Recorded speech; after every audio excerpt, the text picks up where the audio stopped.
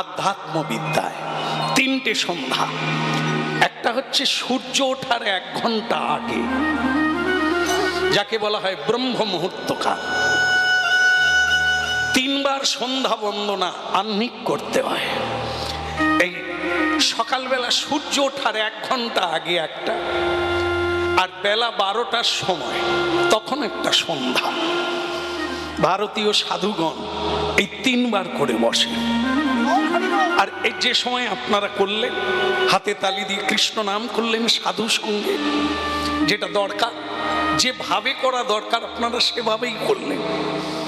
গোধূলি লগ্নে ভগবান শ্রীকৃষ্ণ লীলা পুরুষোত্তম তিনি যখন গোবৎসদের সঙ্গে করে, রাখাল বালকের সঙ্গে করে এই সন্ধেবেলা বাড়ি ফিরে, তার গোক্ষুরোত্থিত ধুলা, যেটা আকাশ বাতাস পরিব্যাপ্ত হয়ে যায়, সেই সময়টাকে বলা হয় গোধূলি লগ্ন। এই সময় মানুষ শুভ কর্ম করে, এই সময় মানুষ ধ্যান জপ করে, এই সময় মানুষ ভজন করে, যেটা আপনারা করলেন। যদি মানুষ হয় করবে, এই 3 বার মানুষ যদি হয়, সে 3 বার ভগবানের চরণে বসবে। যদি বেহুশ হয় তাহলে বলবে না, করবে না। কারণ জীবজন্তু কোনোদিন হরিনাম করে না, করে মানুষ। কিন্তু মানুষ যখন বেহুশ হয়ে যায়, সেই 3টে সন্ধ্যা তো দূরের কথা, একটা সন্ধ্যাতেও যোগদান করে না। জীবজন্তু যেমন সকালবেলা উঠেই খাওয়া দাওয়া চালু করে দেয়, হাত মুখ ধোয়ে না, স্নান করে না, মানুষ তেমনি সকাল থেকেই খাওয়া চালু করে দেয়। কি খাইবো, কোথায় যাব, কি করব, কত পাবো, কত আনবো, কত রাখবো, এই চিন্তা শুরু করে। যেটা জীবজন্তু করে সেটা মানুষ করে।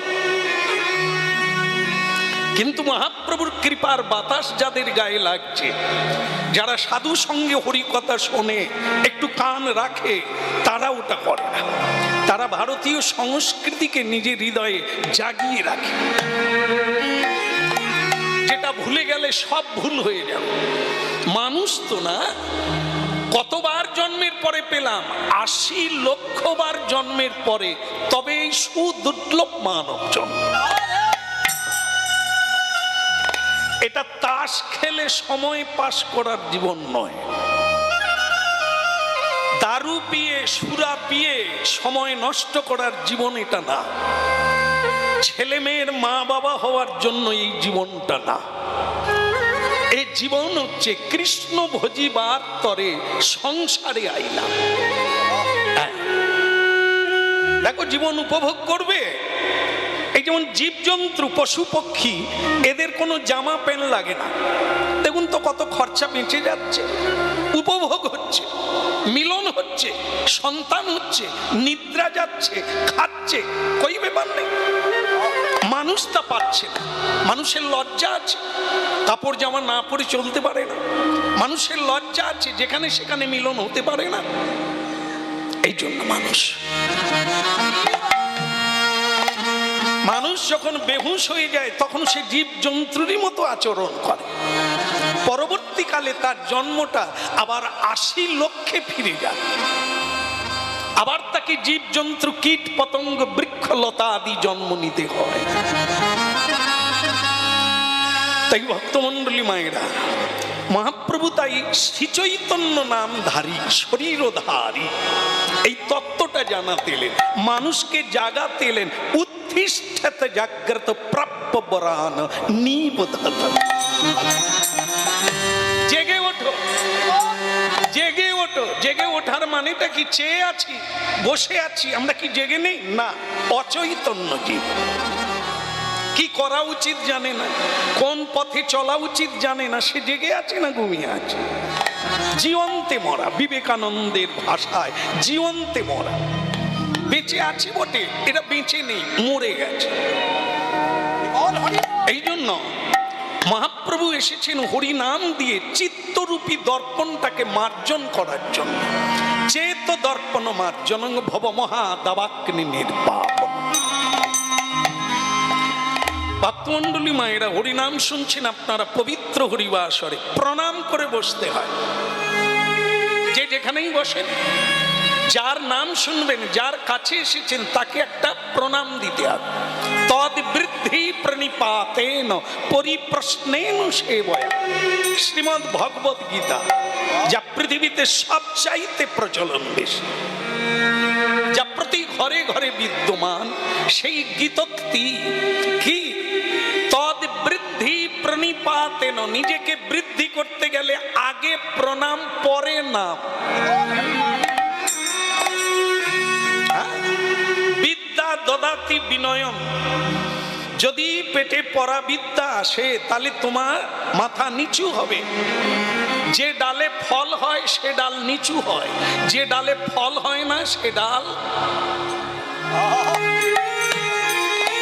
এই জন্য উঁচুর কাছে নিচু হতে হবে। বিশ্বপিতা ব্রহ্মাণ্ডের নায়ক, অনন্ত ব্রহ্মাণ্ডের নায়ক, তিনি এই খেলা খেলছেন, সৃষ্টি স্থিতি আর প্রলয়।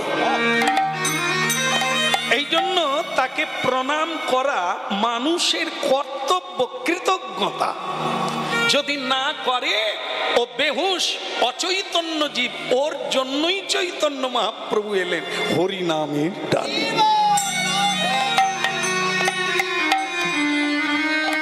বল রে বদন, বল রে বদন, সুধা মাখায়ে হরিনাম, কৃষ্ণ নাম সুধা মাখা হরি।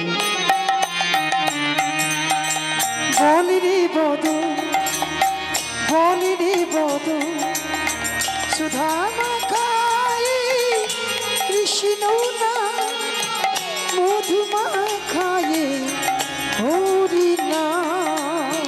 বল রে বদন, বল রে বদন, সুধা মাখায়ে কৃষ্ণ নাম, মধু মাখায়ে হরি। বল রে বদন, বল রে বদন, সুধা মাখায়ে কৃষ্ণ নাম, মধু মাখায়ে হরি নাম। নামের প্রভাবে, নামের প্রভাবে জ্বালা দূরে যাবে, নামের প্রভাবে জ্বালা দূরে যাবে। এই নামের প্রভাবে জ্বালা দূরে যাবে, এই নামের প্রভাবে জ্বালা দূরে যাবে। সুশীতল হবে প্রাণ, সুশীতল হবে প্রাণ। বল রে বদন, বল রে বদন, সুধা মাখায়ে কৃষ্ণ নাম, মধু মাখা এই হরি। উরি বল রে বদন, বল রে বদন, সুধা মাখায়ে কৃষ্ণ নাম, মধু মাখায়ে হরি নাম। সুধা মাখা এই কৃষ্ণ নাম, মধু মাখা এই হরি নাম। ওই সুধা মাখায়ে কৃষ্ণ নাম, মধু মাখায়ে হরি নাম। সুধা মাখা এই কৃষ্ণ নাম, মধু মাখা এই হরি নাম। ওই সুধা মাখায়ে কৃষ্ণ নাম, মধু মাখায়ে হরি নাম। বল রে বদন, বল রে বদন, সুধা মাখায়ে হরি নাম, মধু মাখা এই। বল রে বদন, বল রে বদন, সুধা মাখায়ে কৃষ্ণ নাম, মধু মাখায়ে হরি নাম।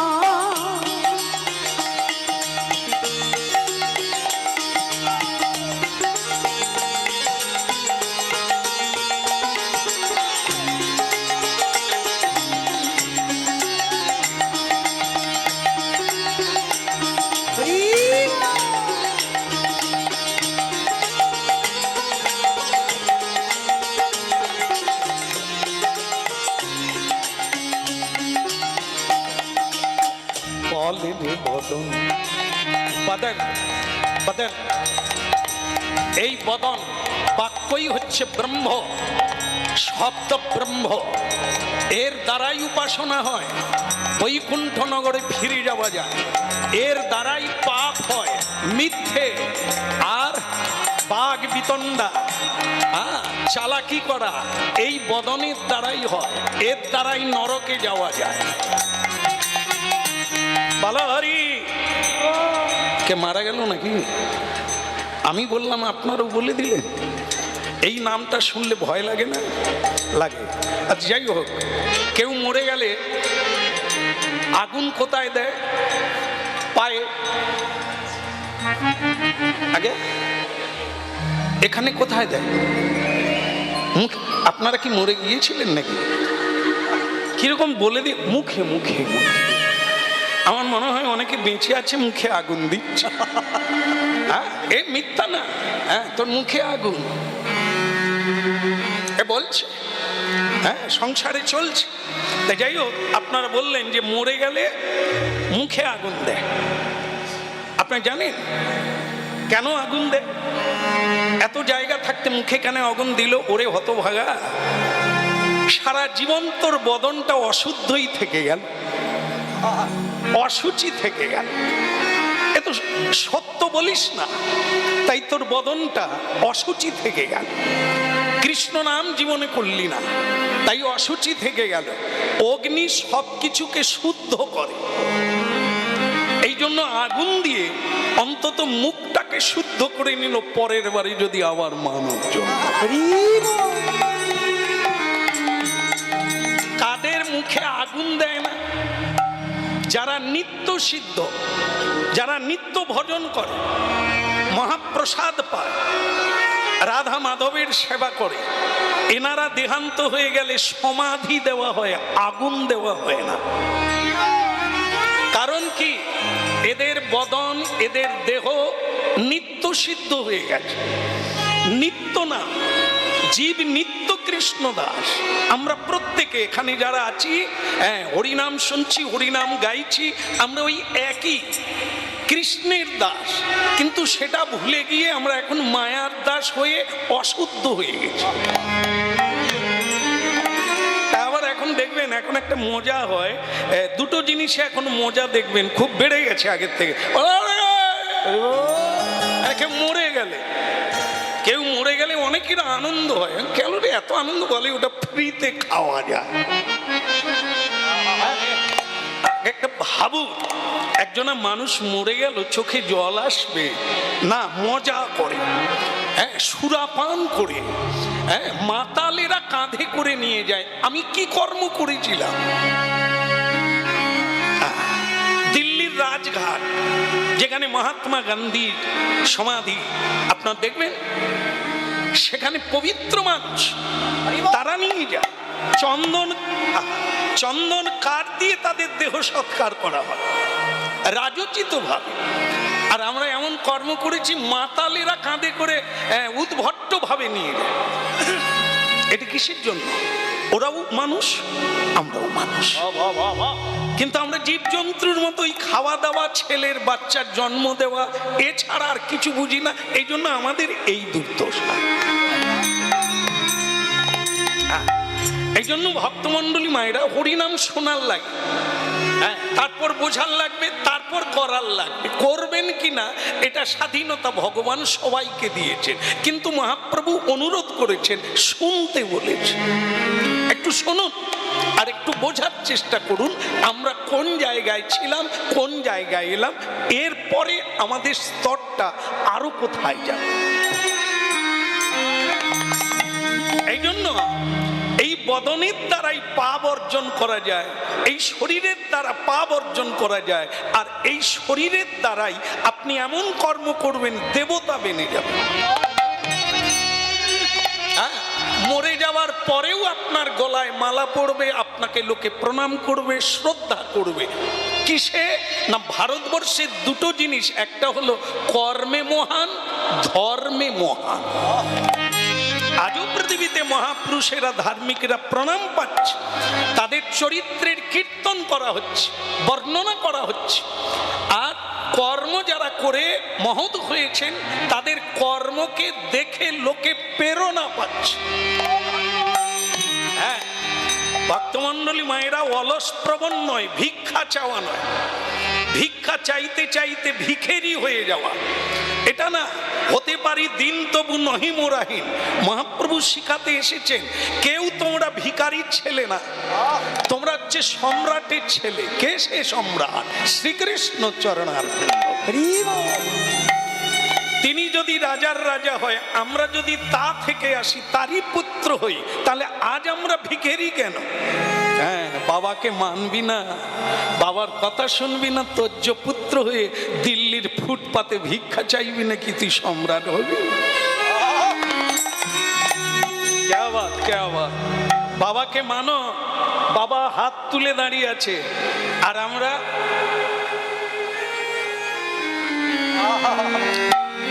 সব করব। মহাপ্রভু হাত তুলে, মহাপ্রভুকে ভক্তরা বলছে, প্রভু কতদিন হাত তুলে আছেন আপনি? না বলে আজ 540 বছর হয়ে গেল। বলে আপনার হাত ব্যথা করেনি? করে, কি করবো? তা তাহলে নাবিয়ে দেন। বলে নাবিয়ে দিলে আর কেউ তুলবেন? এই আমি তুলে বসে আছি কেন জানো তো? যারা কোনোদিন তুলে না, আজ নয় কাল অন্তর জীবনের শেষ দিনেও একবার। হ্যাঁ, এখানে 90 বৎসর কীর্তন হচ্ছে। এখানে ভক্তদের মুখে শুনলাম এই হরিবাসর 90 বৎসর যারা চালাচ্ছেন, আমি তাদের চরণে প্রণাম দিই। অবশ্য এই মহাপ্রভুর কৃপা ছাড়া এতদিন হরিবাসর চালানো খুব কঠিন। এই হরিবাসর থেকে কত মানুষ হরিভক্ত হয়ে গেল, ওটা দেখা যাবে না, চোখে দেখা যাবে না, তো শুনে যে যার চলে যাচ্ছে। কার জীবনে কি পরিবর্তন হচ্ছে আজকের কথায় আপনি খুঁজে পাবেন না। কত রূপ সনাতন চলে যাচ্ছে এখান থেকে এই নাম শুনে। এই আমার কীর্তন জীবনের অভিজ্ঞতা। হ্যাঁ, অনলাইনে কীর্তন শুনে ঝোলামালা নিয়ে চাকরি ছেড়ে দিয়ে হরিনাম গাইছে। সনাতন গোস্বামী কলিকালে মন্ত্রিত্ব ত্যাগ করে দিয়ে বৃন্দাবনে চলে গেছে, সে তো ইতিহাস বলছে। তাই ভক্তমণ্ডলী মায়েরা, রাজা প্রতাপরুদ্র রাজা উড়িষ্যা প্রদেশে মহাপ্রভুকে দর্শনের পর তিনি রাজ্যে ইস্তফা দিয়ে দিলেন। উড়িষ্যা রাজ্যে দিয়ে তিনি গৌর ভক্ত হয়ে গেলেন। তাই ভক্তমণ্ডলী মায়েরা, এই কৃষ্ণ নাম আজও পাগল করে যাচ্ছে মানুষকে। হ্যাঁ, বৈরাগ্য এনে দিচ্ছে, হবেই হবে। এই হরিনামে এই জন্য মহাপ্রভু এনেছেন জীবের কল্যাণের জন্য। হাত তুলে কেন হরি বল বলবো প্রভু? বলে হাত তুলে হরি বলার মানে হলো এটাই, একটা কলসিতে পচা জল আছে, হ্যাঁ, ওটা গড়াতে গেলে, ওটা বের করতে গেলে হাঁড়িটা উপড়ে দিতে হবে, একবার সোজা করে উল্টে দিলে তবে পচা জল বেরোবে। আমাদের এই দেহটা হচ্ছে একটা কলসি, এই জন্ম জন্মান্তরের পচা অজ্ঞানতা এখানে প্রবেশ করে গেছে। একে যদি ঢালতে হয় তাহলে 2 হাত তুলে আত্মসমর্পণ করে দিতে হবে। হে প্রভু, ওই আলাদা কিছু করলাম না, তুমি যা দিয়েছো আমার বলতে যা আছে সব তোমাকে দিয়ে দিলাম, তুমি আমাকে তোমার করে নিয়ে নাও আর তোমার চরণ। বলো গৌরাঙ্গ মহাপ্রভু কি। এই হলো মহাপ্রভুর কীর্তন। এই জন্য মহাপ্রভু হরিনাম শুনলে সংসারের অমঙ্গল দূর হবে, অমঙ্গল হবে না। হরিনাম করতে হবে, প্রতিদিন করতে হবে। বলে এই তো হয়ে গেল 6 বছর হয়ে গেল হরিনাম করছি, কই কিছু উন্নতি দেখতে পাচ্ছি না। আগে ভালো ছিলাম, এখন আরো বেশি বিপদ হচ্ছে, চাকরি চলে যাচ্ছে, এগুলো কেন? তাহলে আর হরিনাম করব কেন? হতভাগারে। চড়ক দেখেছিস? চড়ক, চড়ক। এই যে দেখবেন চৈত্র মাসের বাংলার সংক্রান্তিতে দেখবেন ক্যালেন্ডারে পাঁজিতে একটা ছবি আছে না, কি বলুন তো, এদিকে হয় না বোধ হয়, চড়ক আছে না? উঠেছেন মায়েরা চড়কে? উঠেছেন? উঠবেন না, পড়ে যাবে। কিন্তু মাগো নাই উঠেন, চরকে তো বসে আছেন। ওটা চড়ক নয়, ওটা হচ্ছে চক্র। আয়ত চক্র, আলত চক্র, মায়া চক্র, কর্মচক্র বলা হয়। আপনি যা যা করিয়াছেন ওই চক্রবৎ আপনার ধীরে ধীরে করে জীবনে প্রয়োগ হবে। আজ দুঃখী কাল সুখী। আজকে চুরি করিয়াছেন, আপনার ঘর চুরি হইয়া গেল।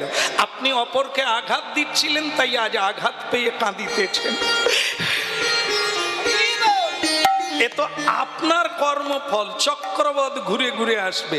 লোকে বলে আজকে সংক্রান্তির দিন পোল্ট্রি থেকে নিয়ে আয়, কসাইখানা থেকে নিয়ে আয়, আজকে ভালো খেলে কাল থেকে ভালো সারা বছর ভালো খাবি। হ্যাঁ খা, বুঝতে পারবি রক্ত নিলে রক্ত দিয়ে তার ঋণ শোধ করতে হয়। তুই কে রে নবাব, তুই খাবি, তোকে কেউ খাবে না। হ্যাঁ, বিজ্ঞান বেরিয়ে গেছে, পোল্ট্রিতে মুরগি তৈরি হচ্ছে, জানেন তো? ওরা কারা? ওরা তো আমরা যারা খেলাম, ওরা মরার সময় বলে গেল তোদের কেউ খাবো। এবার আপনি মুরগি হলেন, ওরা আপনাকে খাবে। তাহলে বুঝেন অবস্থাটা। আপনি বাদ যাবেন, আপনি খেয়ে খেয়ে যাবেন, আর ওরা মরে মরে যাবে। হ্যাঁ, বলো রাধা মাধব কি? শোনা যাচ্ছে? হ্যাঁ, শোনা গেলেই হবে। কিছু হোক আর নাই হোক, এই তো শেষ হয়ে গেল, আর একটু আছে। বলে গিরধারী লাল কি? তাহলে ওদিকের হলো কি? ওই যে কথা হচ্ছিল, সে কথাটা কি? ভগবানের নাম নিলে যদি দুঃখ হয়, ভগবানের নাম কেন নেব? ভগবান বলে তোর কর্মফল কি আমি নেব? তোকেই নিতে হবে। কর্ম শেষ করে ফেল, আমার জন্য কর্ম কর, সে কর্মের ভোগ তোকে নিতে হবে না।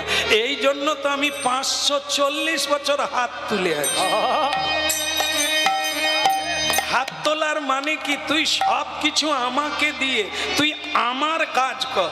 কৃষ্ণের সংসার করো, ছাড়ি অনাচার। ভক্তমন্ডলী মায়েরা, মহাপ্রভু নবদ্বীপে এলেন হরিনাম করার জন্য, হরিনাম বিলানোর জন্য। কিন্তু দেখা গেল অসুবিধে হচ্ছে, জানেন? এই যে একটু বলুন তো, হরি বল, হরি বল।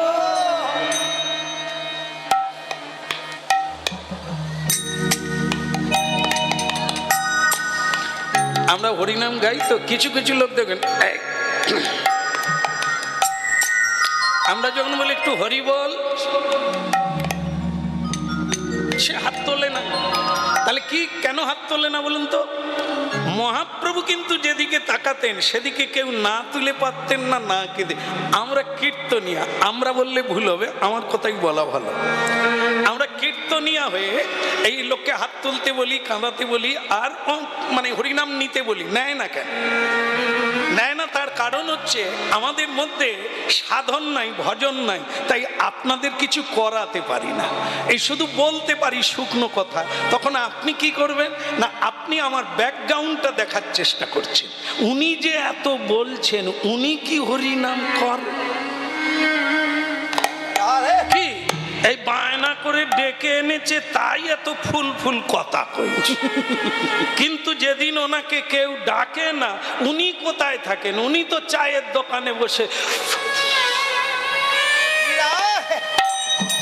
বাসই, আমার কথা আর কেউ শুনবে না। হ্যাঁ, ব্যাকগ্রাউন্ড দেখতে হবে। তিনি নিজে হরিকে জেনেছেন কিনা, উপলব্ধি করেছেন কিনা, নামের উপর ভরসা করেন কিনা, তার ভেতর একটা আলাদা শক্তি। তাকে দেখে আর একজন পথে আসবে। এই জন্য মহাপ্রভু হাত তুলে আছেন, আপনি আচরি ধর্ম অপরে শিখায়।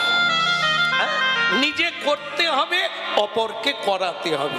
নিজে বলতে হবে, অপরকে বোঝাতে হবে। বলো রাত, আরে ফোন করবে না, এ যেন একটা যন্ত্র, যেন স্প্রিং লাগানো আছে। এত করে বললাম, একটা প্রণাম করলো, করে কে? না কীর্তনে একজন বাবা তার ছেলেকে ঘাড়ে ধরে, আরে প্রণাম কর না, এখানে কত ভক্ত ভগবান আছে, প্রণাম কর না, সে করে না।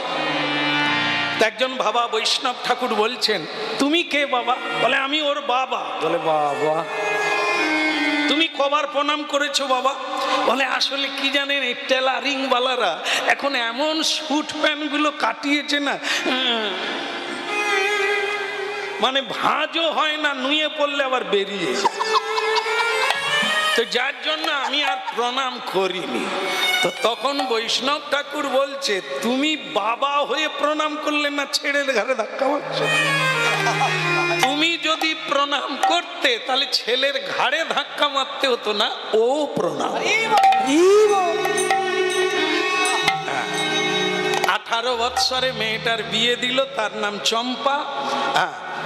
চম্পার বিয়ে দিল, যাওয়ার সময় মা কেঁদে কেঁদে বলল, চম্পা শাশুড়ি যদি 5 কথা বলে কিছু বলবি না, সব সময় মাথা নিচু করে থাকবি, যে যা বলবে সকলে করবি। বিয়ে যেদিন মেয়ে বাড়ি যাচ্ছে, মা কেঁদে কেঁদে শিখিয়ে দিল। মেয়েটা গিয়ে সেখানে চালু করে দিয়েছে, এমন চালু করে দিয়েছে তার বাড়ির থেকে তাড়িয়ে দিয়েছে, ঘরের জিনিস ঘরে এসে গেছে। ফোন করে জানাচ্ছেন, তোমাদের ঝাড়ের বাঁশ ঝাড়ে রাখো। বলে কি শিক্ষা দিয়েছো? কিছু বলতে না বলতেই আগে বলা চালু করে দেয়। মা তখন চর দেখিয়ে বলছে, হ্যাঁ রে, তোকে যাওয়ার সময় অত করে বললাম, তুই কিছু বলবি না, তুই চালু করে দিলি। বলে মা 18 বৎসর যেটা দেখেছি সেটা করব না, একদিন যেটা বললেন সেটা করব। কি বলে, 18 বৎসর দেখলাম সকাল থেকেই তুমি ঠাকুমার সঙ্গে ঝগড়া করো, দাদুর সঙ্গে ঝগড়া করো, বাবার সঙ্গে ঝগড়া করতে করতে বাবা অফিস চলে যায় কাঁদতে কাঁদতে। তো তুমি তো আমার সেই মা, আমি জানলাম বোধহয় ঝগড়া না করলে সংসার করা যায় না, তাই আমি চালু করে দিই। তাহলে কোনটা? বলার চাইতে কাজের দাম বেশি। লেকচার দিতে হবে না, মাইকো ফোন করে সভা সমিতি করার লাগে না, ব্যক্তি চরিত্র ফুটিয়ে তোলো। মোড়ের মাথায় টাচু হয়ে থাকবে, লেখাপড়ার সময় শিক্ষক শিক্ষিকা তোমাকে দেখাবে, দেখো কেমন মানুষ ছিল। ওই দেখো ঈশ্বরচন্দ্র বিদ্যাসাগর কিভাবে লেখাপড়া করেছে। এরা কি? এরা দৃষ্টান্ত, এরা স্তম্ভ হয়ে গেছে, জ্যোতির্ময় দিশারি হয়ে গেছে। এর নাম চরিত্র। তুমি জীবনে এমন একটা চরিত্র হয়ে যাও, বলার লাগবে না, শুধু করার লাগবে। এই জন্য ভক্তমণ্ডলী মায়েরা, হ্যাঁ শোনার লোক অনেক আছে, কিন্তু সাধু কোথায়? এই সাধু যত দুর্লভ হয়ে যাবে, কমে যাবে, আমাদের ধর্ম প্রচার তত কম হবে। হ্যাঁ, পৃথিবীতে রই রই কাণ্ড চলছে, খালি যেখানেই যাচ্ছি সনাতন ধর্মটাকে রক্ষা করুন, রক্ষা করুন। হতভাগা রে, তুই কি করছিস? এই আমাকে বলে জানেন শ্যামসুন্দর প্রভু, এবছর আমি 45 পালা হরিনাম শুনেছি। শুধু আপনার এক পালাও শুনতে পাইনি। আপনি আমাদের এলাকায় ঢুকেননি কেন?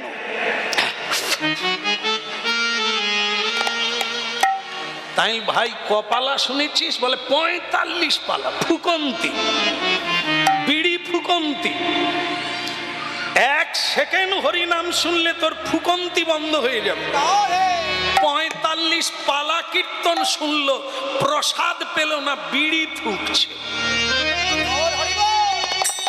যার বিড়িটা মুখ থেকে এখনো ত্যাগ হলো না, সে কত পালা হরিনাম শুনলো, কার কাছে হরিনাম শুনলো, কি শুনলো? একদিন শুনলে নিতে পারবি না, 1 সেকেন্ডের কথা। 7 নক্ষত্রের জল 1 ফোঁটা ঝিনুকের মুখে পড়ে, ঝিনুক সমুদ্রের তলদেশে চলে যায়, মুখ তো নিয়ে তবে উপরে। 3 ঘন্টা কীর্তন হবে, 1 সেকেন্ডের কথা নিয়ে নে, জীবন মালা মাল হয়ে যাবে।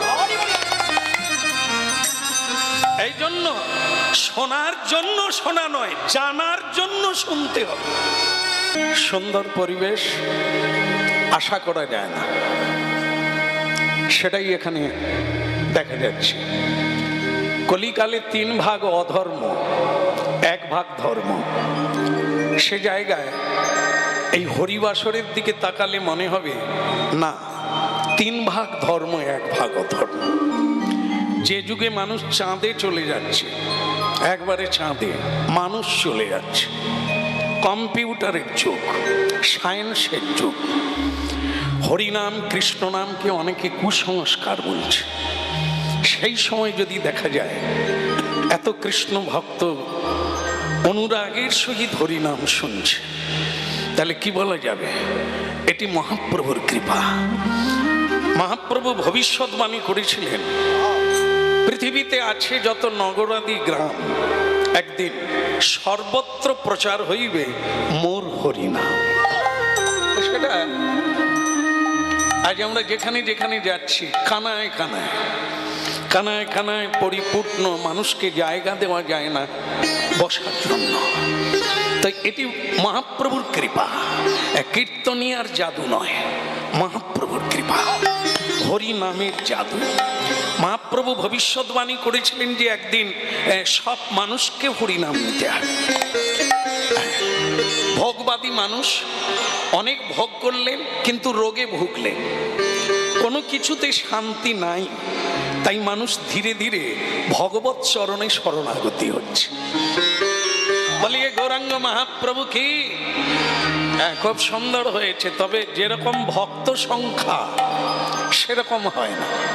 মানে যেরকম ভক্ত সংখ্যা আওয়াজ হলে গম্ভীর হবে, কিন্তু সেরকম হলো না, যেন মনে হলো জনা 5-এর বেশি নাই। এটাই থাকবে না, হাজিরা দেবে, আরেকবার হবে। তো বলি গৌরাঙ্গ মহাপ্রভু কি, কেউ রেগে টেগে দিলেন না তো? হ্যাঁ ঠিক, আগের চেয়ে বেড়েছে। তবে বলছেন গাইতে গাইতে গলা, বলতে বলতে বলা, চলতে চলতে চলা, এগুলি হচ্ছে সব অভ্যাসের দাস। হরিনাম কৃষ্ণ নাম বলা অভ্যাস থাকলে আপনি ঘুমের ঘোরেও কৃষ্ণ নাম গাইবেন। আর যদি ঝগড়া করা অভ্যাস থাকে তাহলে বুঝতে পারছেন রাতে ঘুমের ঘোরেও ঝগড়া হবে। সুতরাং মানুষ অভ্যাসের দাস। বলিয়ে প্রেম দাতা নিতাই চাঁদ কি, খুব সুন্দর, আরো বেড়ে যাচ্ছে ক্রমশ। তো সেটা আরো বাড়বে, গাইতে গাইতে গলা, এর জন্যই হরিনামে আসা।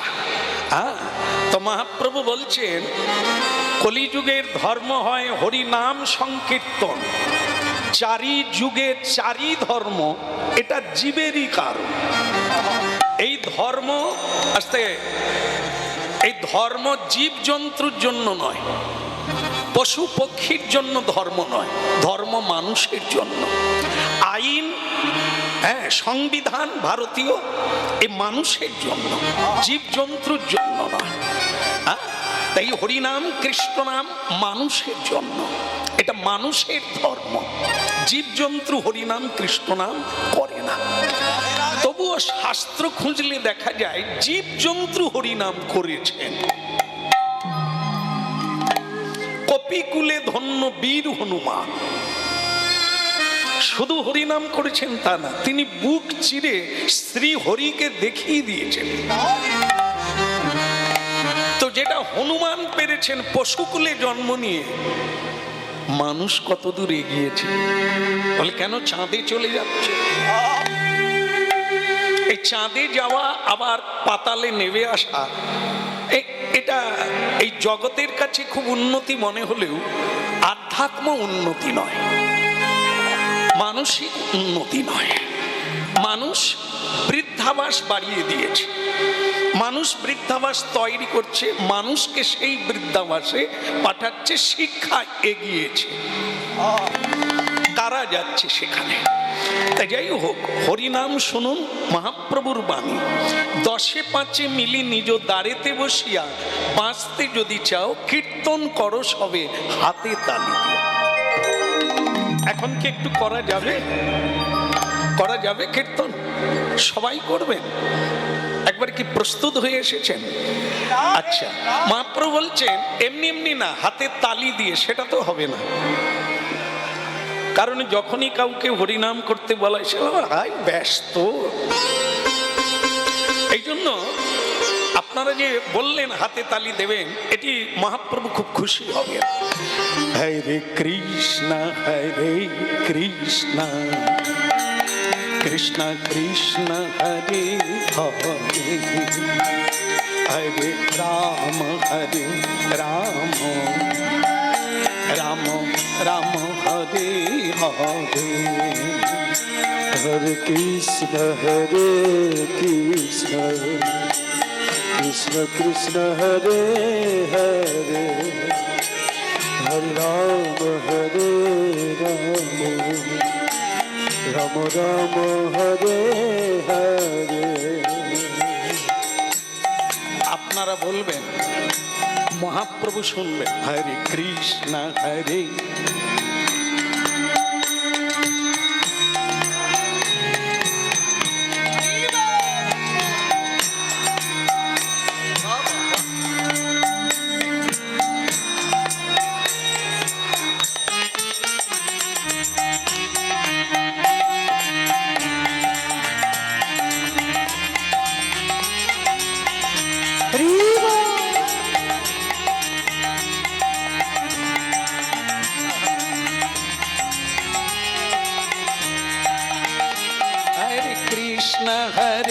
কৃষ্ণ কৃষ্ণ কৃষ্ণ হরে হরে,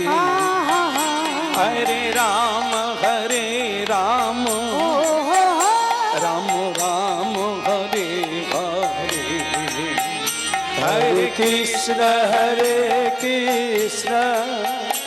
कृष्ण कृष्ण हरे हरे, हरे राम राम राम हरे हरे। हरे कृष्ण कृष्ण कृष्ण हरे हरे, हरे राम राम राम हरे हरे, हरे कृष्ण कृष्ण कृष्ण हरे हरे, हरे राम राम राम हरे हरे, हरे कृष्ण कृष्ण कृष्ण हरे हरे, हरे राम राम राम हरे हरे, हरे कृष्ण कृष्ण कृष्ण हरे हरे, हरे राम राम हरे हरे।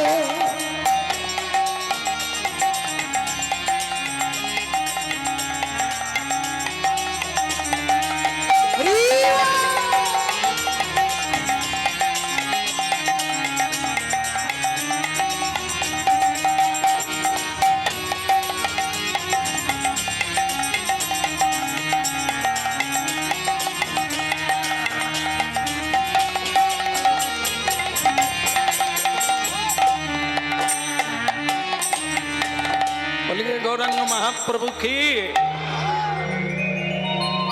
ভাল লাগলো।